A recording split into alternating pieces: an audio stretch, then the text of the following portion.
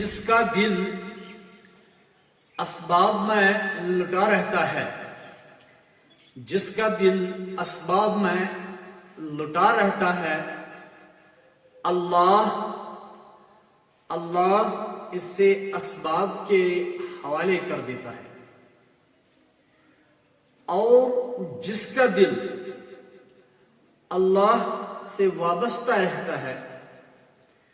اللہ اس کے لیے اسباب کو مسخر کر دیتا ہے۔ لہذا جس کا دل اسباب میں لٹا رہتا ہے،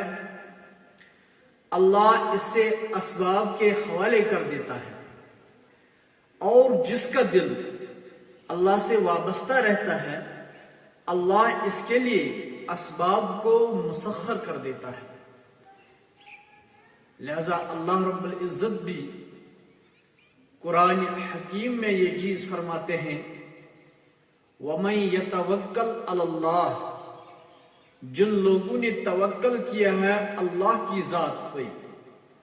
فَهُوَ حَسْبُهُ، اللہ کی مقدس کتاب فرماتی ہے میں اللہ ان لوگوں کے لیے کافی ہوں۔ لہذا ہمارے لیے اللہ رب العزت کی ذات کافی ہے۔ جب ہمیں اللہ کی ذات پہ بھروسہ، یقین اور اطمینان قلب ہوگا،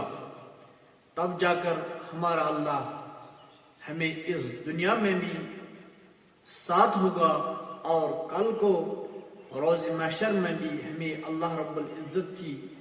دستگیری نصیب ہوگی، انشاءاللہ المستعان۔